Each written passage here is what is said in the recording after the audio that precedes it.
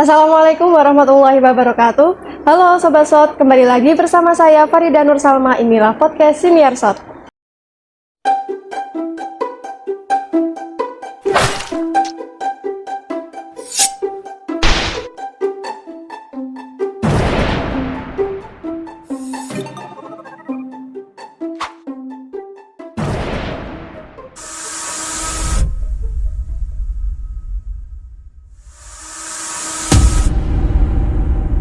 Nah, di episode kali ini, tepatnya di episode kelima, kita sudah mendatangkan seorang narasumber yang luar biasa.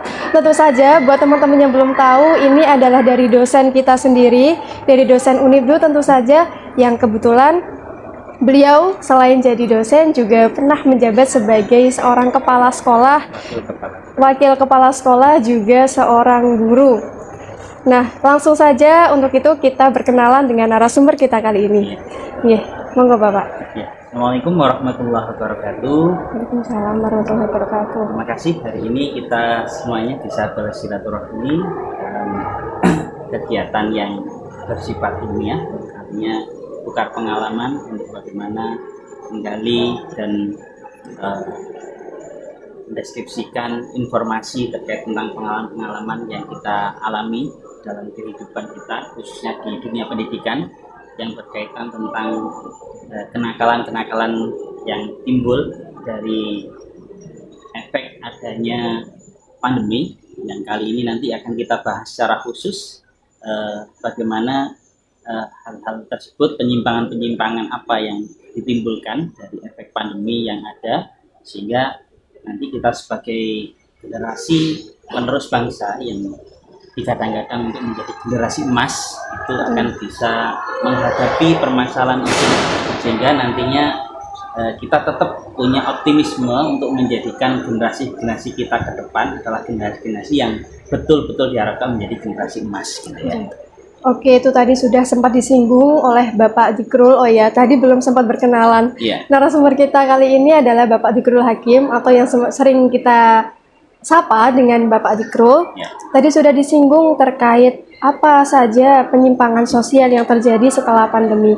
Tentu saja setelah pandemi yang sangat berbahaya COVID-19, ada hal-hal yang terjadi setelah pandemi ini. Salah satunya yang berbahaya adalah penyimpangan sosial. Dan ini tentu kita tidak bisa acuh begitu saja karena memang dekat sekali dengan kita. Untuk itu saya pengen tahu terlebih dahulu, menurut Pak Dzikrul, efek dari adanya pandemi dengan setelah pandemi yang Bapak rasakan apa? Ya, baik. Yang adanya pandemi ini kan dimana kita terbatasi di social distancing kita itu, apapun yang kita lakukan itu terbatas, sehingga banyak orang yang justru dengan keterbatasan itu secara sosial komunikasi kita itu juga ada sekat ya, sehingga kita justru lebih banyak berkomunikasi dengan menggunakan gadget. Itu cenderung kita berkomunikasi sosialnya tidak langsung tatap muka tapi berbasis online. Nah, di sisi lain itu untuk mempermudah kita komunikasi karena tidak harus jumpa ketemu dengan waktu yang harus bertempat di mana, tapi di sisi lain itu akan mengurangi dari kemampuan kepekaan sosial kita terhadap orang lain, karena di sini memiliki kelebihan dan kekurangan. Dari situ dengan adanya kita menggunakan gadget, akhirnya kita lebih banyak ketergantungan. Dari ketergantungan itu akan menimbulkan efek seseorang itu akan cenderung kurang peka terhadap kegiatan yang bersifat sosial. Artinya di sini bahwa kita tidak hanya sekedar bisa berkomunikasi, tapi unsur rasa, kemudian kebersamaan ini tidak bisa dirasakan seperti halnya kita ketika bertemu langsung. Nah, ini juga akan berpengaruh secara emosional. Artinya bahwa secara emosional antara kita bertemu langsung berkomunikasi tatap muka dengan kita berkomunikasi dengan hanya menggunakan online itu hal yang berbeda. Artinya dari segi sikap, perilaku, kemudian ini juga bisa kita lihat dari beberapa hal yang timbul, adanya kegiatan yang tadi ketergantungan ini juga akan berpengaruh pada perilaku menyimpang anak. Salah satunya adalah ketika kita melihat ketika ada COVID-19, itu kita cenderung seringkali yang asalnya tidak boleh menjadi boleh. Contohnya penggunaan gadget. Nah, dulu anak sekolah dilarang pakai gadget, tapi sekarang justru diperbolehkan, bahkan diharuskan untuk menggunakan. Tapi di sisi lain, orang tua kadang-kadang perlu untuk mengawasi secara khusus apa benar apa yang dilakukan anak menggunakan gadget itu untuk sarana belajar, atau justru digunakan hal-hal yang bersifat menyimpang. Betul. Artinya dengan penggunaan gadget yang ada, itu bisa jadi yang asalnya untuk belajar, anak itu juga akan melakukan hal yang bersifat penyimpangan. Salah satunya adalah mereka karena ketergantungan dengan gadget, akhirnya mereka lebih senang main game daripada belajar. Dan dari situ justru anak akan punya kesempatan untuk melakukan hal-hal yang dalam artian menyimpang tadi, yang mestinya waktu itu untuk belajar tapi digunakan untuk main game online. Bahkan ada yang baru-baru ini terjadi, orang tua sampai mengeluarkan puluhan juta uang karena kebetulan HP-nya itu mobile banking ya. Mobile banking itu akhirnya dia tidak terasa telah membeli beberapa game online yang melalui HP orang tuanya. Ketika ditanya itu ngomongnya belajar, tapi justru lebih banyak bermain game. Nah, dari situ efek negatifnya di anak-anak cenderung berperilaku negatif. Penyimpangannya adalah anak tersebut berbohong dalam artian yang mestinya kegiatan itu tadi dibuat untuk belajar, justru dimanfaatkan untuk bermain game yang justru tidak hanya merugikan bagi dirinya karena dia akhirnya tidak punya pengalaman belajar yang baik, tapi justru merugikan orang tua karena tadi justru akan menjadikan yang mestinya itu sudah digunakan untuk yang lain hanya digunakan untuk anaknya yang justru kurang memiliki nilai manfaat tadi. Terus kemudian yang kedua, perilaku menyimpang. Di sini kita bisa melihat dari bagaimana cara kita melihat anak-anak akhirnya karena sosialisasi dengan orang tua itu cenderung terbatas dan berkurang, maka dengan adanya pengaruh-pengaruh sosial media, HP, dan beberapa tampilan-tampilan yang sering ditonton oleh anak yang tidak semestinya, itu akan mengakibatkan penyimpangan perilaku dalam bentuk misalnya rasa menghargai kepada yang lebih tua, cara menyampaikan bahasa atau tata krama dalam bertutur kata, itu juga kita bisa lihat ya. Jadi itu sangat berpengaruh sekali terhadap kepribadian anak, sehingga anak-anak kita setelah pandemi ini karena ya kurangnya interaksi antara guru dengan murid, antara orang tua dengan anaknya, antara dosen dengan mahasiswanya, sehingga terkadang justru guru, orang tua, dosen ini tidak bisa mengontrol secara langsung. Akibat dari itu maka anak-anak yang mestinya jam-jam yang waktu itu digunakan untuk belajar, dibuat anak-anak untuk berkomunikasi dengan teman-teman di lingkungannya, yang terkadang justru lingkungan yang ada itu adalah lingkungan-lingkungan yang membentuk kepribadian dalam hal perilaku menyimpang. Misalnya justru dengan berteman kepada anak-anak atau teman-teman yang tidak semestinya, akhirnya timbullah peristiwa penyimpangan, misalnya tawuran. Yang sekarang terjadi ada gangster. Nah, ini kan akibat dari adanya pandemi yang kurangnya adanya pengawasan dari orang tua dan kurangnya pengawasan secara khusus dari guru. Akhirnya mereka terbiasa untuk hidup di luar, hidup di dunia jalanan. Akhirnya secara ada perilaku yang semestinya bisa dibentuk melalui keluarga, melalui sekolah, melalui hubungan yang harmonis di dalam pendidikan, itu justru tidak didapatkan. Akhirnya mereka mencari kegiatan yang justru kegiatan itu kurang mendukung akan aktivitas yang positif, sehingga menjadi aktivitas yang negatif. Kemudian kita juga melihat bahwa pada masa pandemi ini banyak yang memang karena sulitnya kita bertemu ya, jadi akan menimbulkan perilaku menyimpang ini tadi. Yang pertama adalah anak tadi akhirnya berupaya untuk berbohong untuk mendapatkan apa yang dia inginkan ya, karena apa yang dilakukan itu untuk memenuhi kebutuhannya, bahkan menyebabkan anak itu akhirnya kecanduan gadget yang justru akan melupakan akan sebenarnya apa yang harus dilakukan sebagai anak yang harus melakukan aktivitas sebagai siswa.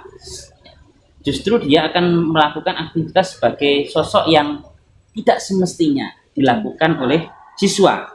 Sampai orang tua ini karena sulitnya berkomunikasi, sulitnya berinteraksi, sehingga orang tua untuk bagaimana mengelola atau berkomunikasi dengan anak saja itu sangat sulit. Betul. Nah, justru anak-anak itu akan sering berkomunikasi dengan teman sebayanya di luar, dengan lingkungan-lingkungan yang ada di luar, sehingga menyebabkan anak-anak akan mengikuti apa yang menjadi kebiasaan dari pengalaman yang dilakukan ketika masa pandemi itu. Secara umum memang ada aturan untuk pembatasan, tapi di sisi lain yang namanya anak itu akan cenderung ya gak kerasan di rumah. Kalaupun di rumah hanya main game, itu kan kalau jadi mereka akan mencari komunitasnya. Berarti kalau misalkan setelah pandemi ini kok bisa penyimpangan sosial ini lebih meledak, artinya lebih banyak merebak setelah pandemi ini, mungkin gara-garanya itu ya Pak, penyebabnya. Ya, diantaranya kan ada cybercrime. Oke, tadi itu sempat kita singgung, sudah jelas sekali mengenai penyimpangan sosial yang terjadi setelah pandemi, yang justru kasusnya ini sudah banyak sekali, bahkan sudah banyak diangkat di media massa. Untuk selanjutnya Pak, bagaimana kita bisa berinteraksi sosial agar tetap stabil di tengah orang-orang masyarakat kita ini lebih banyak menggunakan teknologi sebagai alat penghubung komunikasi? Oke, jadi gini, memang untuk di zaman era disrupsi, masa kita era teknologi ini, kita tidak bisa lepas dengan adanya teknologi. Nah, jadi bukan berarti bahwa satu-satunya komunikasi itu dengan menggunakan teknologi. Itu sebagai alat untuk mempermudah. Tapi dalam penggunaan alat teknologi itu juga harus didasari dengan namanya norma-norma atau batasan-batasan, aturan-aturan, itu harus kita pahami betul. Sehingga penggunaan teknologi yang itu juga bukan berarti membatasi, tapi kita tahu bahwa apa yang harus kita lakukan di dalam penggunaan teknologi itu, batasan-batasan apa yang harus kita kita ketahui, sehingga dalam penggunaan, pemanfaatan, kemudian mengaplikasikan teknologi itu tidak salah, artinya tepat guna. Tidak bernilai pada unsur yang negatif, tapi memiliki nilai-nilai yang bermakna positif. Apakah mungkin Pak, kalau misalkan sekarang penyimpangan sosial ini lebih banyak merebak setelah pandemi ini, gara-gara selama pandemi mereka ini terbatasi dalam hal apapun. Jadi sebagai bentuk pelampiasannya, oke, setelah pandemi saya akan melakukan ini yang selama ini saya ingin tahu. Ya, jadi gini, ada beberapa hal yang perlu kita jelaskan bahwa di dalam kegiatan yang sifatnya pembatasan ya. Jadi kemarin itu karena kita ada protokol kesehatan, Betul. kemudian ada Social distancing, itu kan kita sudah ibaratnya mengalami proses di mana diri kita dalam beraktivitas itu selalu terbatasi dengan aturan-aturan yang memang untuk mengurangi pertemuan karena dikhawatirkan akan merebaknya virus antara satu orang dengan yang lain. Nah, di sisi lain ini juga akan mengurangi kebiasaan atau aktivitas seseorang yang itu menjadi rutinitas. Nah, dari rutinitas ini yang mestinya harus dilakukan sehingga terhambat. Akhirnya mengakibatkan kejenuhan yang timbul di dalam diri seseorang, yang kejenuhan itu akan membuat orang akan berpikir untuk melakukan aktivitas-aktivitas apa yang justru akan dapat menghilangkan kejenuhan itu. Nah, maka orang akan cenderung mencari alternatif dari kegiatan-kegiatan yang mungkin bisa membuat dirinya lebih enjoy, lebih nyaman. Nah, akan tetapi jika hal itu dilakukan dengan sesuatu yang memiliki nilai atau kegiatan-kegiatan yang bersifat positif, tidak ada masalah. Itu justru akan bisa meningkatkan dan mengembangkan potensi seseorang untuk jauh lebih baik. Tapi kalau justru apa yang dilakukan itu justru menjadikan orang tersebut lebih kepada perilaku-perilaku yang menyimpang tadi, ya, maka akan mengakibatkan perilaku-perilaku itu menjadikan orang tersebut dijauhi oleh masyarakat sendiri. Bahkan itu menjadi bentuk ancaman. Misalnya tadi dengan adanya gadget, ya, kita menggunakan cybercrime untuk bagaimana mengkriminalisasi orang, ya, membuat pernyataan-pernyataan negatif orang, sehingga itu juga efek dari nggak adanya kegiatan, sehingga mereka lebih banyak menggunakan jarinya untuk bisa menulis, menanggapi, sehingga dari situ justru akan menimbulkan efek negatif ketika salah ketik, salah memberikan komen, akan berefek kepada hal yang bersifat pidana. Seperti sekarang yang banyak kasus memberikan komen ke artis sehingga akan jadi penjara gara-gara salah memberikan informasi atau salah dalam menanggapi informasi, akhirnya justru berakibat pada kegiatan yang merugikan dirinya yang berefek pada hukum yang berlaku. Baik, yaitu yang tadi sudah dijelaskan mengenai penyimpangan sosial. Ini untuk yang terakhir mungkin Pak ya, dari kasus-kasus penyimpangan sosial yang sangat dekat dengan kita, bahkan ini sebenarnya menjadi fokus utama kita selain masalah politik, kesehatan yang sekarang sedang merebak juga. Apakah bisa dengan masih adanya penyimpangan sosial di Indonesia ini, Indonesia menjadi generasi emas pada tahun 2045 atau beberapa tahun ke depan seperti itu Pak? Ya, baik.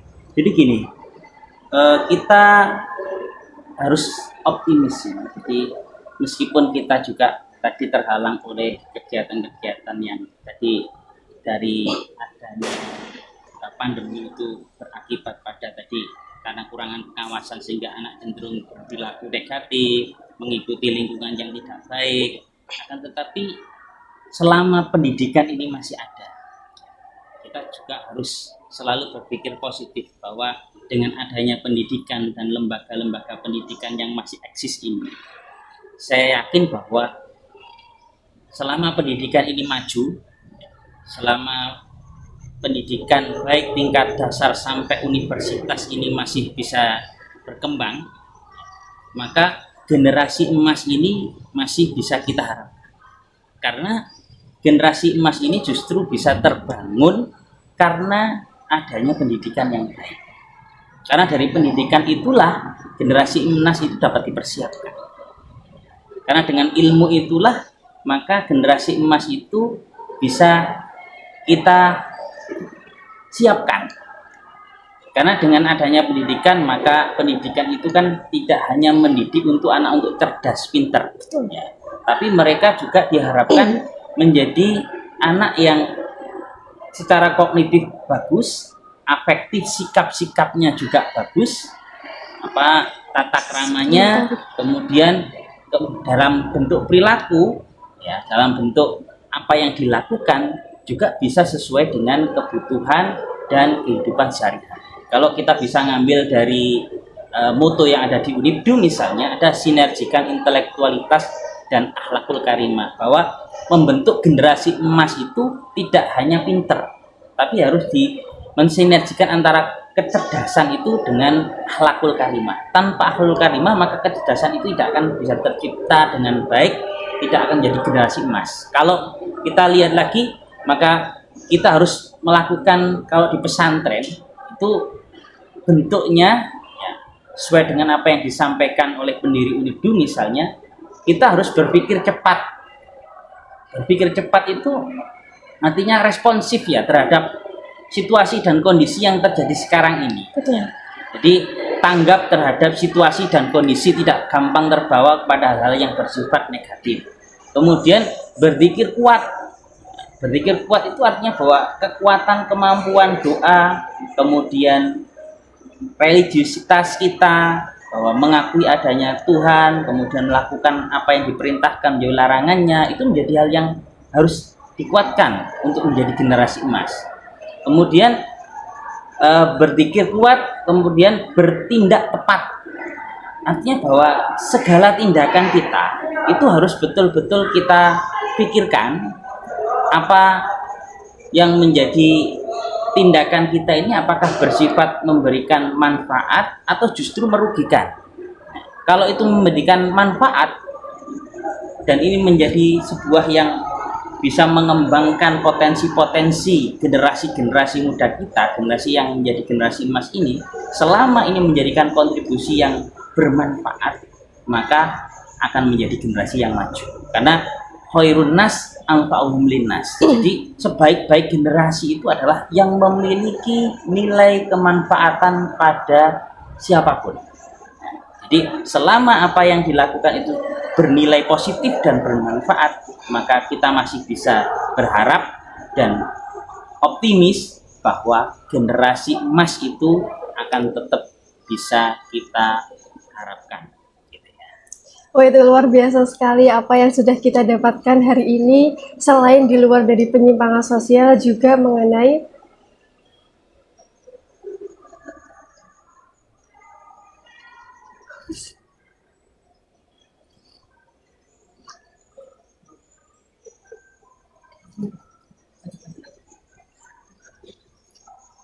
itu adalah luar biasa sekali yang telah disampaikan oleh narasumber kita pada episode kali ini.